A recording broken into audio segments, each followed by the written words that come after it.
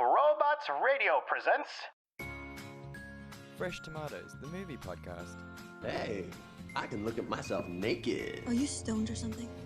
They tried stoning me, my dear. It did not work. He likes to create his own sauce. Well, did you sleep with a man who also slept with Mom and Grandma Catherine? What?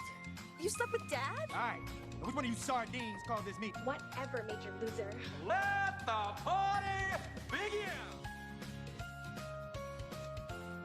Hello, and welcome to Fresh Tomatoes, the movie podcast. The podcast that keeps giving Adam Sandler a chance and then keeps getting burned again and again. Who could see That's this Simone coming? LaRue. That's Chad and Simone, we are those dumb bitches who just let these evil, toxic men back into our lives over and over again. Like, and you know, sometimes you're like, oh, it's early Adam Sandler, so maybe that'll be okay. No, or sometimes you're like, no, you know what? This is a more mature Adam Sandler. This is a more grown-up Adam Sandler. This won't be stupid. And then you're burned again. You're burned again. It's just nonstop. And yeah, it's hard to keep giving him the power to have power over us. Yeah. It's our own fault. Like we're not for victim blaming. We're very anti victim blaming, but this is on us. Totally on us. Yeah. Oh, okay. Well, ladies and gentlemen, it is week 2 of holiday season. Yes. So excited, getting into it. And this week, as a change of plans, because apparently the internet is way more racist than I thought it was, we've had to move to Jewish films. So this whole episode is just Jewish based and Hanukkah based, which is very, very exciting. I'm thrilled. I think it's long overdue that we do a Hanukkah episode. Yeah. So just to give you guys some context, we were originally going to do a Chinese New Year film, and it actually turned out to be physically impossible to find it. And then we were going to do a Kwanzaa film, and guess what? Physically impossible to find it. So we had to rely on white people, as the internet allows. So I'm furious about it. I don't know how you feel. I mean, I was a little okay with it because I'd already started looking up other Hanukkah movies, and I stumbled on the other one we're covering today, which is called Mistletoe and Menorahs, and I was immediately hooked. I was like, this is what we're doing. I will hear nothing else. It kind of worked out. It really did kind of work out. I mean, we do eventually need to find these films, these other holiday films, but I'm really happy how it worked out. And you know what? We are doing non-Christian holidays, and that's what matters. We wanted to show the representation. Yeah. And then just for your guys' interest, we are also doing 8 Crazy Nights, or rather the full title, Adam Sandler's 8 Crazy Nights, which is an animated film, guys. Fuck it. It's definitely a movie. Yeah, it fits the definition of what a movie is. But yeah, we'll get into it. So what are you drinking this week, Simone? We're recording this on a Tuesday, so I didn't want to like crack open a bottle of wine or anything. So I'm just having a whiskey. The whiskey's already open. It's kind of our evening beverage anyway. So nice. Whiskey. Do you and Rudy just like sit in front of your fire and discuss world politics and the and the China problem? Yes, with their Great Wall of China. Capitalism. It's the greatest is capitalism. love me some capitalism in the morning. Well, I'm glad that when you said because it was Tuesday afternoon that we're recording this, I was worried you were going to say that you were drinking water or something, something like that. No. But I like that we're both just up in the club on a Tuesday. Your girlfriend's here, she Tuesday, because I too am drinking whiskey. I'm drinking the Applejack, which is so tasty. So I guess we come in at the same percentage, give or take. Okay. So what would you rather do first? Do you want to end on a high with Mistletoe and Menorah, or do you want to just rage at the end? I think, you know what? Let's get 8 Crazy Nights just done. Let's do it. Okay. Because in my mind, it's just like a fever dream at this point. Like I can't really remember what happened. I get like flashes of the really traumatic bits. So you know what? Explain this movie to me. Let's get her done. Yeah. Let's finish it, rage really, really hard, and then end on like what the Christmas spirit is. Well, what the holiday spirit is about. Love and togetherness. Yeah. So yeah. I think this is actually a pretty good representation of how the holidays go. Like the beginning, it's just really stressful, really Yeah. like anxiety inducing, and then we just And then you've had enough to breathe into drink the and end. everybody starts getting along. Yes, that's what My we family anyway. want. Okay, 8 Crazy Nights. Davy Stone, voiced by Adam Sandler, is an absolute Grinch. He goes out of his way every year to ruin both Christmas and Hanukkah for everyone in his small town. He used to be such a good kid and the star of the basketball team until one fateful night 25 years ago when his parents died in a tragic car accident. Now he's constantly drunk, starts fights, steals, and just basically casts a big shadow over everyone and everything. On the first night of Hanukkah, Davy is acting Davy is acting like his usual self, getting drunk, pissing people off, when he decides to dine and dash from a Chinese restaurant. He tries to evade the police, but gets caught anyway. At his sentencing, the judge is about to give him a very liberal 10 years, and I will go into this, for his crimes, when this little voice pops up from the gallery. It's Whitey Duvall, also voiced by Adam Sandler. Whitey is this frail 70-year-old man with the kindest soul. He says to the judge that he'll help Davy get back on his feet by making him an assistant coach of the youth basketball team. Whitey is about to retire, so they need someone to take over. The judge agrees, but on the condition that if Davy screws up even once, he'll send him to jail. As you can imagine, Davy does, in fact, screw up. A whole bunch of times, actually. And yet, like most white men who used to be such good boys, he gets away with it scot-free. Whitey just keeps giving him chance after chance after chance. Eventually, Davy does start to soften. He starts helping Whitey and even helps this little kid to learn to play basketball better. Of course, the kid's mum, voiced by Jackie Sandler, is super hot and used to have a thing with Davy when they were kids, but then they drifted apart when he turned into an asshole. Now that Davy has started to thaw again, she becomes more interested in him. The story centers around this town's big award, the annual Patch Award, given to the person in recognition of their outstanding commitment to the town and its community. Whitey really wants to win because for the last 35 years, he's been helping out, doing everything for everyone, and only taking what is needed to survive. Unfortunately, everyone else in the town makes fun of him because he looks and sounds a little weird.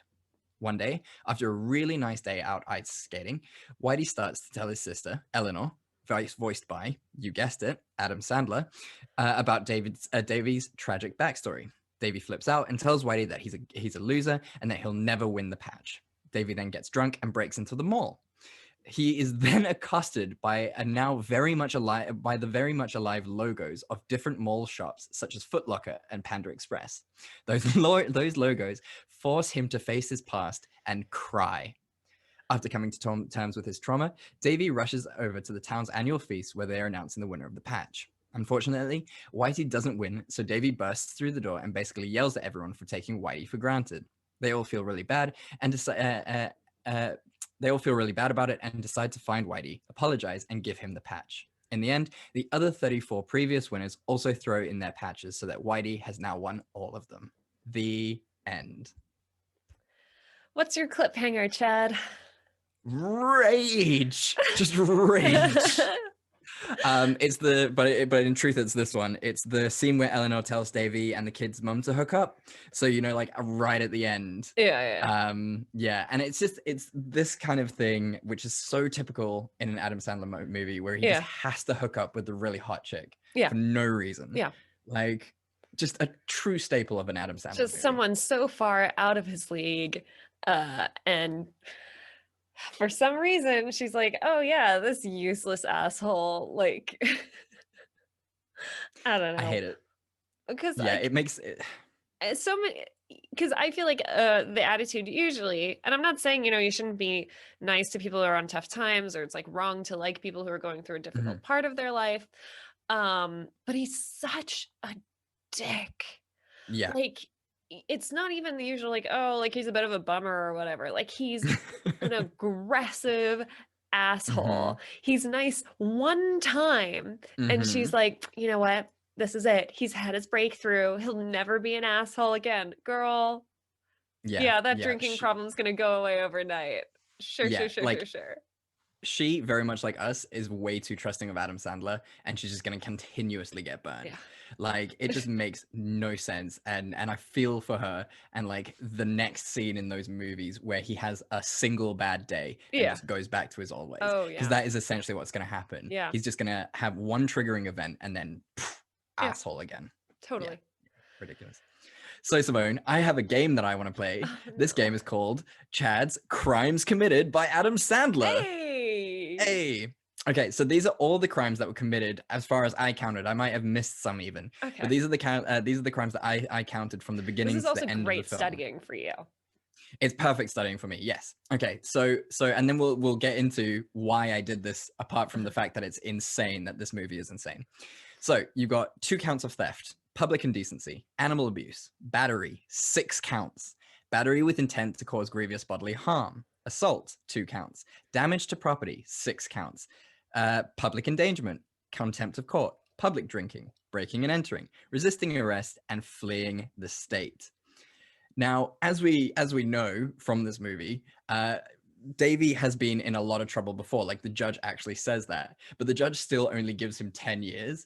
The count for theft alone is 5 years. He's got 2 counts of theft and then a shit ton of other crimes plus prior convictions, and dude's getting 10 years. What? You know, maybe fuck? this is a very hard indictment on the system by Adam Sandler. Was that his Especially because, plan like, with this he movie? gets this essentially like a really good deal, actually. Mhm. And then the judge is still like, you know what? If you become a basketball coach, all's forgiven. Yes, we are letting him work with children. I didn't even think about the children aspect of it. That's how angry I was. What kind of lawless wasteland is that? Like, I love this film because of just how insane that whole thing is. And I think it is, like you say, a true indictment of the system, because it is something that would probably happen. This isn't just like movie fiction. This is like real life things that happen. Yeah. Oh, well, he's a good boy, and something sad happened to him 20 years ago. So, you know. Yeah, so we gotta give him some slack, you know. It's the fact that he's caused so much damage in property, and you know, people are injured, but it's fine. It's fine. But you know what? Yeah. We'll put this black guy in prison for 50 years for having a little bit of marijuana on him. Ah, it's just despicable. I mean, what's this country coming to? Yeah. Oh, come on. Yeah. So I think that's what kind of, like, I think that was within the first 10 minutes of the movie, and I was already just sort of really having labor pains over this movie. I mean, I paused it at about 7 minutes in, and I was just like, I don't know how much more I can take of this. Now, I have to ask, because it is the Hanukkah episode, as a Jewish person, how did this movie make you feel? Rage! So much rage, Simone. I think the problem with it and why it made me feel so much rage is that if you look on any site, any website for like good Jewish movies, good Hanukkah movies, this always comes up in the list. And that's really insane. Like, that just shows how sort of few Hanukkah movies there are, that this is sort of the staple it's a low bar. Hanukkah film. Yeah, it's a really, really low bar. As a non-Jewish person finding out about the joys of Hanukkah, how did this make you feel? I don't think I learned anything about Hanukkah, really. I learned wow. Some offensive stereotypes, I presume. And it's definitely 8 days. Yeah. Or 8 nights, I should say. 8 nights, that's it. Was there a single menorah in this? Oh, there's the big ice sculpture menorah, I guess.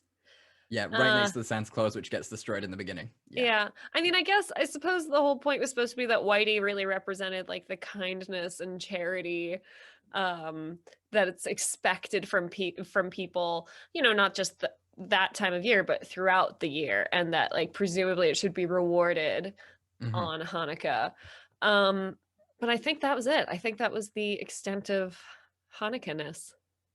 What's crazy about that as well is Whitey isn't even Jewish in this movie. What? It's insane. Whitey was Christian. Like, I'm pretty sure like he had a Christmas Was tree his up and he sister had the not stockings. meant to be like a wildly offensive Jewish stereotype? That's what I thought too, but I'm 80% sure that like he had a Christmas tree. He didn't mention that he was Jewish once. It was just like, you guys can have a Christmas tree. Yeah, we can have a Christmas. It's just a tree. But Christmas I'm pretty is sure an there wasn't. entirely commercial holiday at this point. Like, It really you is. get to decide what it is. That is very true, very, very, very true. And who you spend it with, guys. We'll get into it, but you don't have to spend time with your family, especially this year. don't. Guys, don't. But yeah, like I just feel like it was insane. There was no mention of Hanukkah. Like it could have been literally any 8 crazy nights Yeah. from any time, anywhere. It made Yeah. very little sense to put this on Yeah. Hanukkah, and have this associated as a Hanukkah film forever now. That's crazy. That's crazy. Giving dumb Um, Catholics like me a very warped idea of what happens over Hanukkah. Yeah, it's just shenanigans. It's shenanigans, and then mall shops become sentient Crimes. and try and make you cry. That was very scary, right? I honestly, like I said, it's all just a fever dream to me at this point. Like I vaguely remember watching it and I was like, wait, what's I would have loved to be in the pitch meeting for that scene. It's just like, wait. What we're gonna do is we're gonna get Panda Express and Foot Locker to come alive and make Davy cry. Just make him cry like a Yes. baby. It's like, And this is how What? capitalism is going to help him get closure. You guys. tie it in. Everything ties in. Go Warner Brothers. What did you think of the music? Because this is also, apart from being an animated film, a musical. I mean, it was very clearly not Adam Sandler singing in some The of the funniest. You know, it was fine. They clearly didn't hire like an incredible songwriter to put the songs together. Mhm. It was pretty dull. It was, you know, it was fine. They definitely sang. I don't know if it added anything at all to the movie. Definitely not. Definitely not. I mean, I want to ask you what your favorite song was, but how do you pick? How do you pick? I think the only one that sticks out in my mind is Technical Foul, because it's just Oh yeah, that was there. fun. That's a technical foul. Foul. Yeah, that was probably the catchiest one. Yeah. But what did you like about it? Let's try and, you know, get back to what we do best. I mean, I guess, you know, for all our talk about privilege and everything, which I think is still very relevant, it is kind of nice to see, you know, those movies are always nice where like, you know, someone takes an interest in like someone that everyone else has given up on and, you know, does their absolute best with them and tries to teach them lessons. None of it sticks. And he still horribly bullies the old man who took a chance on him, which is upsetting. But I mean, he learns his lesson in the end. Yeah. And I guess the whole town also learns the lesson. Like, that's kind of nice. And the animation was very old school. That was kind of fun.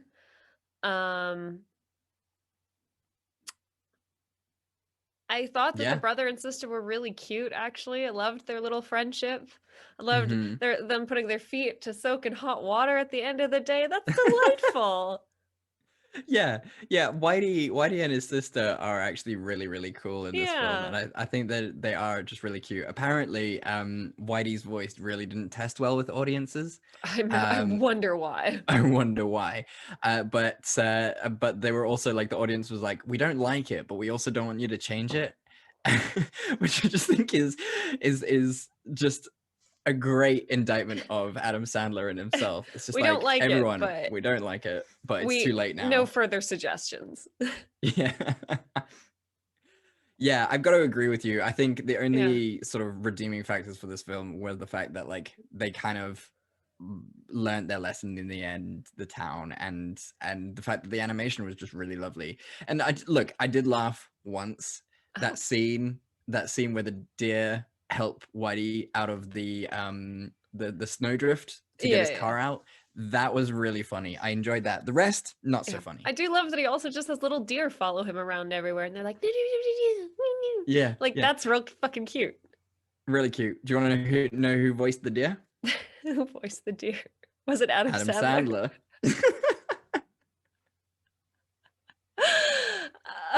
God. Okay. What's your scene that could have saved it? Let's get through this. I wanted more basketball. Motherfucker is supposed to be the new basketball coach. He plays basketball once, and then we get like a slight mention of it at the ice skating scene where he's just like, oh, your layups have gotten really good and you're going to be scoring 3-pointers all season. And it's like, well, I would have liked to be shown that, seeing as you're supposed to be on the road to redemption through basketball. Give me more. Yeah. It was insane. Yeah. Yeah, that's true. Yeah, there really wasn't that element of him sort of rediscovering a part of himself through a sport that he used to love. Yeah, exactly. It would have been cool to, like, you know, flashback scenes, like a kid does something that he would have done back in his day and he like gets a flashback and we learn about his parents that way, instead of this weird scene where we then find out like that his parents died just like halfway through the movie, even though we knew it was coming. It was pretty obvious. Yeah. What's your scene that could have saved it? I do not think he should have gotten the girl at the end. It made no sense. It was so stupid. And I think it would have been a slightly more interesting ending if she was like, yeah, no, like you're a better person and stuff, but I've already married one asshole. I am not gonna do that again. So just because you're like nice to my kid, which is the bare minimum, by the way, we're not gonna go out, you fucking weirdo. Show me your AA chip first.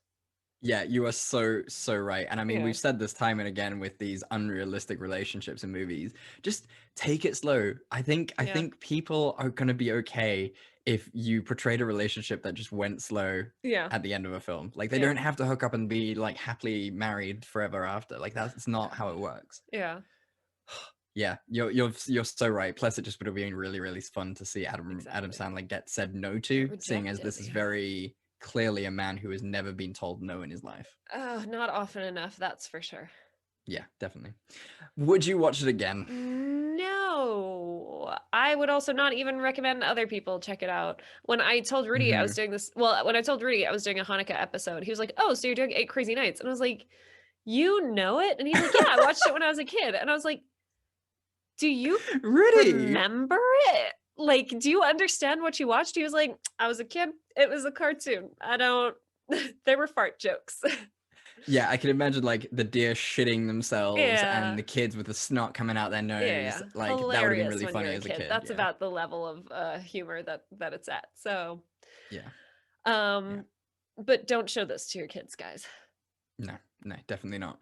The only time that I would watch this again is with the Council of the Jews, when we decide to excommunicate Adam Sandler from the Jewish community and just go, this is the reason. This was the final and first straw. Yeah. This is when it should have stopped. This movie should have come out and we've been like, oh, right, Adam Sandler is the devil. Cool. No more movies for him. Fine. What's bad is this came out in 2002. Like, this was late in the game. Rage. So that's that. We did it. It's done. Goodbye. It's done. Yes, thank God. And you and I need to write a better Jewish movie, because this cannot be this can't be the Jewish go-to. That's insane. I mean, shall we talk about a significant improvement? Please. Yes. Let me tell you this movie about Mistletoe and Menorahs. Please do. I'm gonna sit around the fire with my hot chocolate and just stare into the fire, bewildered at the tale that you're about to take me on. Can I say the cover of the movie, like the cover art has her wearing like a Christmas tree sweater and he's wearing like this cute Christmas sweater, but like with the pattern with like a little Star of David and some dreidels on. It's real cute. They're a really cute couple. I like it. I like it a lot. Okay. Christy Dickinson, played by Kelly Jackal, works for a big marketing company that usually represents toy companies. Through this, she has realized her passion for, I can only apologize about the noise. That's okay. People are walking on our roof. It happened. So she works for a big marketing that... Schindler on the Roof. Jewish stuff. Schindler on the Roof. That's what, it was planned. You planned it. Yeah, definitely. It's so cute. Okay, let me start over. Sorry, start again. Go again. Christy Dickinson, played by Kelly Jackal, is a big marketer at a marketing firm who usually represents toy companies. She's after a big promotion where she'd basically be more involved with product development and design, and she's realized that this is her dream. She just wants to design toys for kids. So to do that, she needs to nail her presentation to David Berger, played by Michael Gordon Shore, the owner of a huge toy company. She realizes that she has like 5 days, and he says, you know what, because you love Christmas so much, because Christy loves Christmas to an almost psychotic degree. Because you love the holidays so much, why don't you present it at my holiday party? And she's like, yeah, cool, that sounds great. And then she learns from her best friend, Samantha, played by Corey Lee, that David is in fact not hosting a Christmas party. It's a Hanukkah party. David Berger is Jewish. It's a shock to everyone. What? That's crazy. Yeah. David Berger I is know. Jewish? What? This throws Christy into a panic. How is she ever going to get everything done? How could she possibly learn about Hanukkah in just 6 days?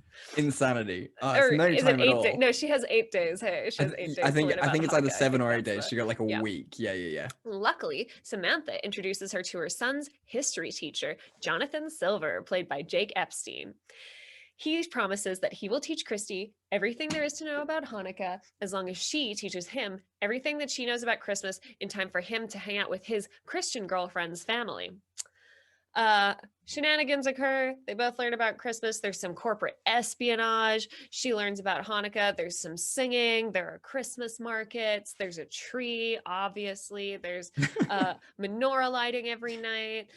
They obviously fall in love and get closer. They have a little bit of a falling out because he believes that her boyfriend, Peter, played by John McLaren, is not treating her right. And you know what? It turns out he is right. They both break up with their respective significant others, go to this Christmas party together. She manages last minute to pull out of the hat a product because the other company had stolen her idea. She pulls a product out of the hat that's basically a bunch of like Bible themed action figures. That'll sell really well. And the two kiss, live happily ever after. Immediately, Jonathan's already talking about Passover. The end. Oh, superb work. Superb. I am hoping for a Passover sequel. Oh, how good would that Yeah. be? Yeah. We could literally call it Passover. Brilliant. Absolutely perfect. So what's your cliffhanger? Man. Wait. I mean, there are just so many perfect gems in this. Oh, you know what? Mm-hmm. It's this really cute moment. They're listening to music. Right. I outside can't the hear door. it from my side, They're so I listening don't know to if it's music. picking up. Magnus, what you doing? Okay, you're trying to walk through a loop in the wire that I wish you wouldn't. Okay, my cliffhanger is going to be this one. And it's the cute little scene where she's like, oh, I hate to break it to you. That's not mistletoe. That's parsley. And he's like, what? Aren't they the same? It's very cute, actually. It's like, that the was most quite an adorable. adorable moment. I find it very hard to believe that a Jewish man would not know what parsley looks like. Not only that, I think my biggest problem with this film is the fact that, okay, I completely understand why why Christians don't know about Hanukkah, Yeah. the traditions, etc. Yeah. Christmas, as you have previously Yeah. mentioned, nary 5 to 10 minutes ago, has become so commercialized. Yeah, it's everyone everywhere. knows what it It's is. shoved in everyone's faces, down everyone's throats. You cannot not know what mistletoe looks like. Yeah. I'm very confused. There's a lot of stuff where he's like, wow, a tree, that's goofy. Oh, do people really eat Christmas cakes? Are Christmas wreaths different from normal wreaths? Come on, dude. Come on, guy. To be fair, completely agree with him about the Christmas cake thing. I know you and I have a lot of differing opinions on Christmas cake, and that's fine. You have Christmas is to about find a coming good together. one. If it's dry, it's obviously not going to be good. You have to find one that's just gooey with the amount of brandy that's been shoved into it over the months. Simone, if you have to say the words, you have to find a good one instead of the good ones just being the stock standard. That's a very low bar. That's an Adam Sandler kind of bar. There are lots of chocolate cakes, and you need to find good chocolate cakes because you get mostly very disappointing ones. I won't eat a grocery store chocolate cake because they're a mess. You're a mess. Okay, we're not gonna do this. We'll So save does this that mean for that our. chocolate cake's not good, Chad? All chocolate cakes are good. You're a fascist. But we're not going to get into this. On the Hanukkah episode. This will be reserved for our new podcast, the Pudding Podcast. We cannot do this here because we'll be here all day. Yeah, sorry, we're using up all our good content. But yeah, like it is insane that he doesn't know a thing about Christmas, and like the fact that he's like, oh, I didn't know how to do the lights by myself. It's just lights, guy. You put him like on the tree, dude. you put him on the tree, and like looking at his apartment and things, like dude is spot on. Like he's really good at artistic design, so he should be able to be fine with that. Yeah. What are your general thoughts about this fantastic film? You know, it was very cute and very heartfelt. I thought, you know, I liked that it wasn't like her boyfriend was like a total asshole. He just like, they were not on the same wavelength at all. Cause he tried. He'd be like, hey, I figured you'd forget to pick up dinner. So like, I brought dinner for you. And you're like, oh, that's actually like really considerate. But then he's like, okay, I'm going to watch the game. And you're like, oh, and then cool. especially he's like, oh no, I did this thing for you because I really support you. I got you a job at a bank. And she's like, that's like not at all what I want to do. And he's like, I don't understand. The issue. It was like, that was nice. And even the other dude, his girlfriend, she was just like not ready. She was like, oh, actually, we're not at this point right now. And I don't know if we ever will be. And like both of that, totally fine, totally non-dramatic. Exactly. It's a really realistic story, which was so nice to see. You know, and we need more stories that are like this, instead of, you know, a recent Christmas movie which I watched this week of 3 identical women all swapping places in order to change princesses. Are you talking Just about saying. the Christmas switched again? Yes. Can I come in? Sure, but Rudy's not in here. He's in the main house. Oh, is it not? Oh, shit. Okay. It's okay. We swapped. I cannot tell you how much I miss South Africa when shit like that happens. He loves Rudy too. He likes that chat with Rudy every time he's here. It's the best. I love it. I love it so much. I don't hear strong South African accents like that often There enough. you go. Yeah, I mean, especially not from me. Old men love Rudy. He's like the son they never had collectively. Even if they've had sons, they haven't had sons like Rudy. That's so magical. It must mean like you get like proper good service when it comes to like this type of shit. Oh yeah. And also like Rudy knows his shit, so he's like, of course. Yeah. What were we saying? Yeah, it's just really nice and like realistic, which is just really cute and everything. And it's like their relationship as well is just so lovely. I mean, she is fantastic. I love someone who is that chipper all the time. That is literally me now, and I love it. I love that level of enthusiasm. Her waking up bright, starry-eyed first thing in the morning. She's got this beautiful, like, carved wooden advent calendar, which is the bougiest thing I've ever seen in my life. And you know, like, her grandma gave it to her or some shit. Yeah. And it's got little drawers, and in each drawer there's a chocolate, which she eats first thing in the morning, like a psychopath. She doesn't even wait till she has her coffee or anything. She's just like, just wake straight up, out of bed. In goes, like, she hasn't even gotten out of bed yet. She's like in bed eating this. Oh my God. I love it. I love it as well. Like, psychotic, like, I like the way that you said psychotic, because she's got white bed sheets and she eats a chocolate in bed. Insanity. Don't do that. Are you crazy? Also, she sets her alarm for 6:25, which is just, it freaks me out. Like, set it at a 1/2 or a straight hour, never at a 25. I like a 1/4. Okay. Because explain then yourself. Like, you know, you can still actually get where you're going, but you've got that like extra 15 minutes. And then if you only need to be up at 6:30, then you can set the snooze a little bit. So then you feel like you've won. Okay, that's actually a pretty good rule. That is a good rule. But can you admit that that 5 minutes off the half hour? Yeah, no, that's insane. Is pretty insane. It's ridiculous. Yeah. I think, I'm not 100% sure, and I don't want to check because I don't want to be wrong.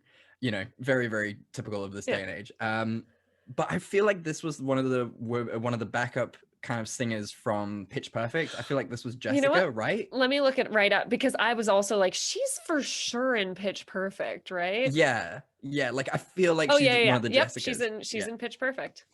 Yes, excellent, good. I Yeah. was right because, Yeah, you called like, it. yeah, I saw her face and I was like, oh, I'm so glad that she's getting like a main role. That's Yeah, good for great. her. Yeah. What did we think of the male protagonist? What did we think of Jake You know what? Epstein? I loved him. I thought he was very sincere. And again, I liked that, like, you know, the two of them really had this chemistry where they bonded over how much they loved kids, how much they loved family, how important family and tradition was to both of them. They're both clearly very close to their respective families. They're open to travel. They love traveling and trying new things. Like, it really, you could really see their relationship blossoming out of like a lot of mutual stuff. I mean, they kind of try and lay it on real thick in the movie because they're also finishing each other's Santas. And they do that like quite often, or like, you know, it'll be like, oh, obviously this, because then this and this and this. They make that eye contact.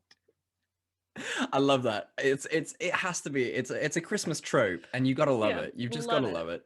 But It's sweet. so fantastic. Yeah, they try, like, it's nice because it's so not the usual Christmas movie or holiday movie, but it also has those really nice tropes that you know and love. And it's just such a sweet movie. I love the grandmother. Like the nonna is just my favorite and it reminds me of my Jewish grandmother. And it was just like, my perfect. favorite bit was when like he explains, he's like, no, I'm giving her like Hanukkah classes, and she's like, and you didn't start with food? Yeah. Yeah, that is a Jewish grandma, like, by far. Yeah. So do you feel like with this movie you learned a lot more about Hanukkah? I can't pronounce the name of the donuts. Neither can I. They tried to say it several times, and I was like,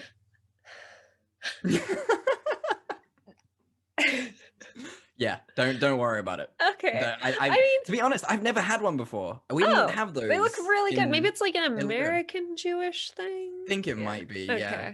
I mean, I'm always down for a latke. Oh, latkes are just.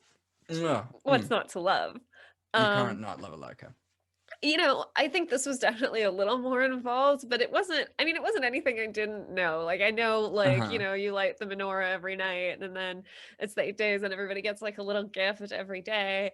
And I know that there are Hanukkah songs. I really like Hanukkah songs because they have this like gravitas to them. You know, it's like the high, and then it bounces down to those low notes, but it's still like very festive, and it's you just like feel emotions when you hear those. Yeah. It's the plight of 3,000 years of hardship just like baked into every song, and that's why, like, I love Jewish music. And like, whenever you go to, like, it's got to be the right temple, like it has to be the right temple, because different temples have like different sort of ways that they read from the Torah and things.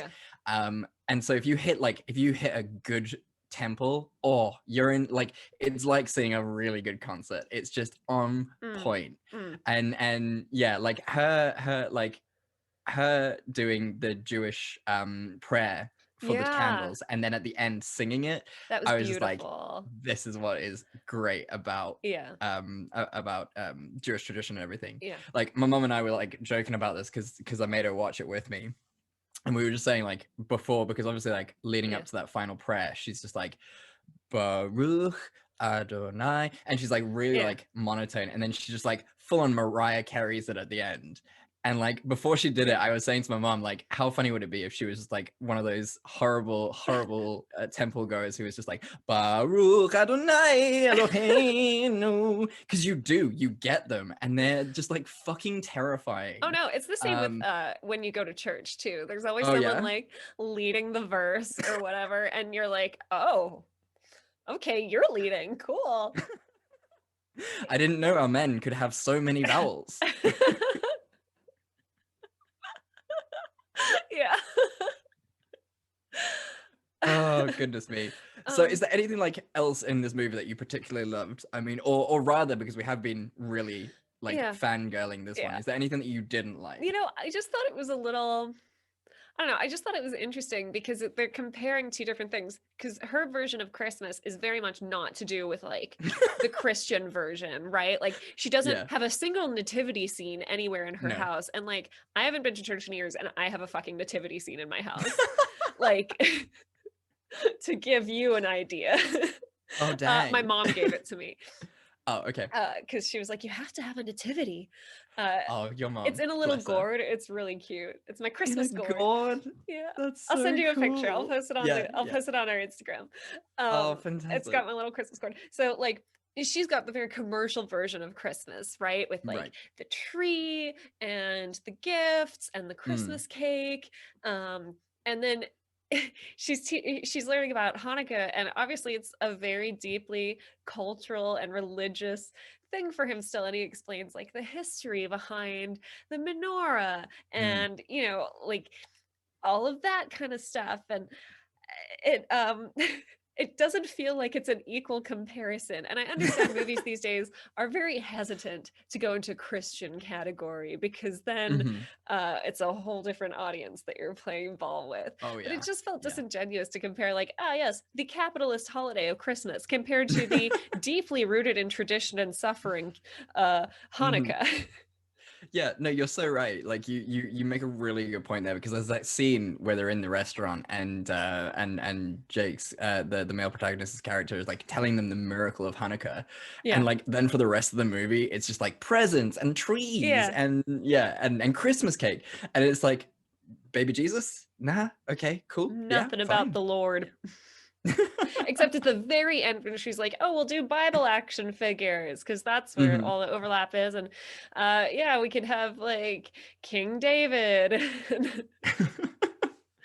I mean, to be fair, and this is really hyper specific, I would have killed for like ancient Greek action figures if when I was a kid. Not Jewish, not Christian. Like if I didn't want like a Jesus power superhero, but like if you gave me like a Zeus or like Ares, fuck yeah, I would play with the shit out of that. Yeah, not so much about with the Jewish toys, but it's a good concept. But again, we didn't have those upbringings. Like neither of us had like super religious parents where they were like, here, play with these Bible action figures.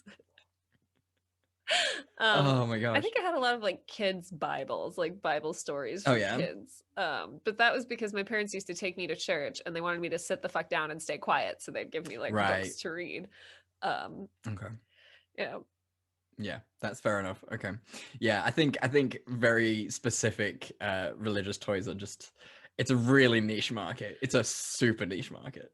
But what do we know? We're not in those communities. Yeah, apparently Mr. Silver and Mr. Burger are just like, yes, bring me those Maccabees.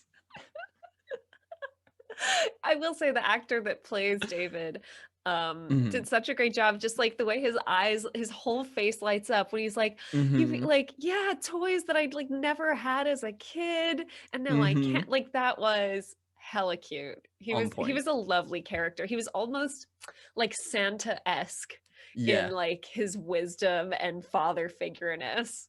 Yeah, definitely. Yeah, it's just a truly lovely movie. I love this movie. I think, you know, you found it out of nowhere, and I'm so grateful that you did find this movie because it's just so wonderful. Yeah. Is there a scene that could have saved it for you?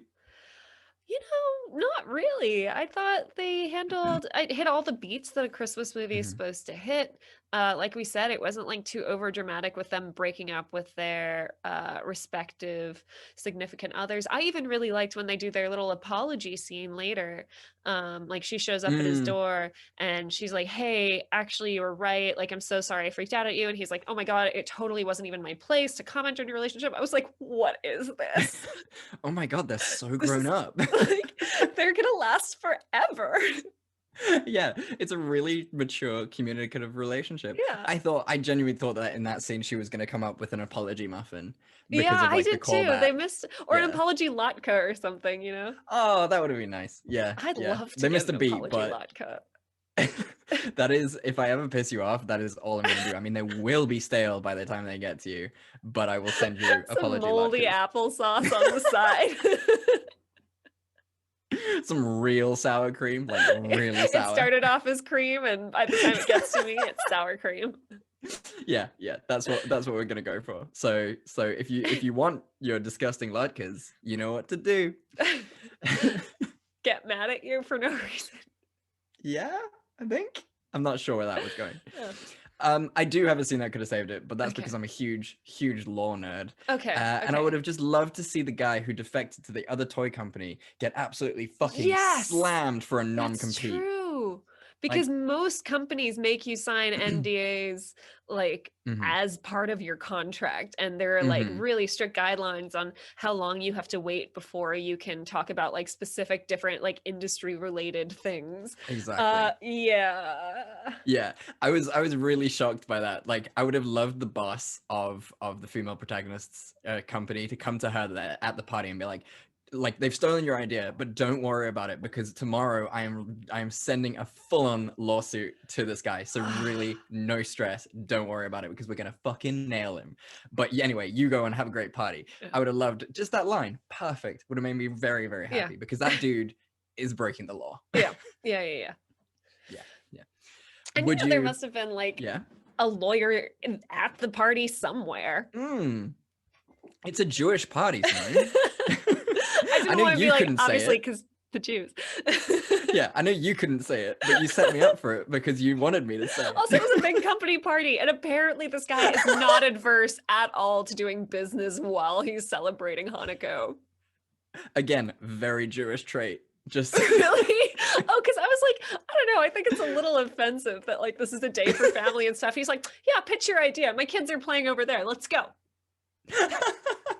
I think it's a very Italian and a very Jewish trait that business and pleasure just mix. Like, if you look at The Godfather, I know all of our Italian listeners are like, oh yeah, because that is what Italy is about, and that's what Italians are about. But yeah, I'm gonna go with it. Fuck you guys. Happy holidays. Just isolating every member of our audience.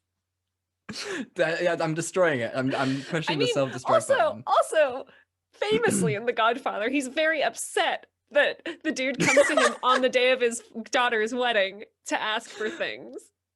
Well, famously, Chad. No, the reason he's upset about it is because that guy didn't come for like coffee and didn't like hang out with him or like ask him how he was. Yeah, it wasn't about him coming to ask for a favor, because everyone was coming to ask Don Corleone for favors. That's true. He's very chill. As a Catholic, I do like a nice manipulative approach to asking people for things, where you're like laughing and getting along, and you've had 5 glasses of wine. That's like, oh hey, while I'm here, I'm having this like issue, and then you like wait for the other person to be like, how could I help? Yeah. You see, you guys are a lot more subtle than us. We like predicate our business and our parties together, so you know what you're getting when you come into it. There's no sort of like break. It's just like the grandmother in this movie was just like, oh, is this your new girlfriend? And he's like, no, and grandma. She's like, okay. And it's like, yeah, okay. And that's all Jewish moms and grandmas. My mom was like, oh, I'm gonna be a terribly obnoxious grandmother when you have kids. I was like, oh, you know what is exactly gonna happen with your mom is you're gonna be like, hey mom, like listen, please don't give the kids sugar, like it really gets them going, and they crash really hard, like please mom, please don't give them sugar, like I packed some snacks, you just have to feed them this. And she's like, okay, throws the snacks away. Who wants Skittles? Yeah, like literally just like catapulting sugar into their mouths. Yeah, that's them. I'm really dreading having kids. I'm already sorry for your future wife. Oh, it's gonna be real painful. So would you watch this again? You know what? I would. It's a delight. It's really, this is what I wanted from a Christmas movie. This is what we did not get last week. I wanted it this week. I wanted a lovely, caring relationship based on mutual values and concerns. Relationships that break up for very valid reasons. Like the guy breaks up with his girlfriend because she doesn't want kids. And he's like, oh, actually, I think I want different things. Like, it's just lovely. They resolve their differences so well. There's no unnecessary drama. They're from 2 different cultures, and they're like, no, but here are all the ways it's similar, and we love each other so much. It's beautiful. Start to finish, love it. Yeah, absolutely. I'm thinking of making this like a Christmas staple, like a holiday staple. Did you watch this with your parents? I watched it with my mom. My dad was doing something else. What But did my Maureen mom think? absolutely loved it. Yes. Oh, she loved it. She thought it was absolutely on point. The only thing that she didn't like was the fact that the main female protagonist stole the male protagonist from her friend. Because if you remember in the beginning, her friend is super into him, and then she's like, right. "I'm gonna take him from me," and she was very upset about that. Okay. God knows why. Your mom was is very upset about concerned about dibs. that. Yeah. That's her one rule in life. Finders Dibs is my mom. keepers. Yeah. But yeah, like I'm genuinely probably gonna add this to my holiday staple because it is, Okay. like you Yeah. said, it's just such a mature movie. It's great. It's so Yeah. unlike any other Christmas Yeah. movie and any other holiday movie, just because it is so mature. Actually, my other favorite line also is when Uh-huh. he's like trying to tell her that, you know, her boyfriend doesn't really understand her or whatever. And he's like, Mhm. how can you be so specific about what you want in your coffee, but not in what you want in your relationship? And I was like, yo, what? Boom. I'm gonna ruin this chick's whole career. Oh Amazing. my God. It's such loved a it. good point. Literally yeah, out loud, great. Rudy heard me. He was like, what happened? I was like, he laid down some hard truth. Oh, I really wish Rudy had watched this with you. I would have loved to get his take on this. He does not do movies like this very well. Oh man. Yeah. Is he not a fan of Christmas movies, like, at all? No, I think he might watch one of the movies we're doing next week with Okay. me. But he's not a huge fan of like rom-coms and stuff. Right. Okay. That's fair. He'll watch like a drama. I made him watch The Notebook with me, and we both cried like babies. So Fair. Yeah. Oh, okay. Well, this has been an amazing time. Not because of the first film that we did, No. but just purely on the base of the What back a of the second delight. film. This second film really carried the movie Oh, yeah. unbelievably well. Yeah. Well, guys, thank you so much. What do we do? Let's try that again. So, Simone, what are we gonna do next week? So next week is festive horror. One Oh, of my so- favorite genres. I know I didn't run the second movie past you, but you can just veto it if you want to. Mm-hmm. So we are going to do, okay, while I was looking for Hanukkah movies, background, story time.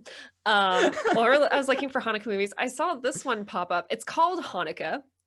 It's right, I don't know if you've got on your screen there what year it's from. No, I don't have anything about it. It is at a all. horror movie featuring the Hanu killer, who Brilliant. kills Absolutely bad, fucking amazing. non-observant Jews. I'm very excited. This is gonna be the greatest film of all time. I'm so ready for I'm this. pumped. When I read the description, I was like, Chad, there is nothing I want to watch more. Like, that sounds great to me. The Hanu Killer is everything I want in my life. I'm so fucking ready for this. And what's the second film? We are going to do the latest iteration of Black Christmas. It scored really badly, but I remember last year we were quite excited about it. So I'm keen to see our reaction. So we'll have one Christmas movie, one Hanukkah movie, a beautiful joining of worlds in Yes. the realm of horror, as all things are meant to be joined. Exactly. And is that not the true spirit of the holidays? Is that everything comes together in horror? And everybody gets slasher killed equally. I'm so ready for it. This is so exciting. It ties I'm our two thrilled. favorite things, the holidays and Halloween together. Well, and horror movies together. And it's just so perfect. Yes. So good. So good. Well, Simone, what is your optimistic thing for this week? Gosh, this week. I got to enjoy summer properly for the first time on Sunday. We had a big barbecue. Rudy fired up. We have a big like offset smoker. So he made some ribs, he made some drumsticks, I made mac and cheese. It was like quite American themed.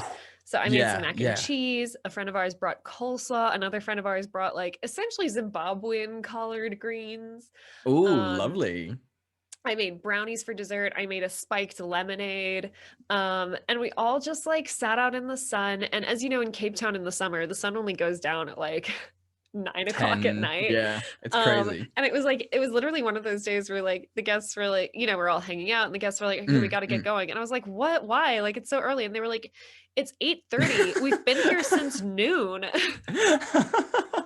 Oh, that's so magical. Yeah. Oh, that's so nice. It was just like a lovely group of people, lovely afternoon, being in the sun, being outside. We're all like, it's always funny. Like these are people that, who like I was roommates with in first year university, you know?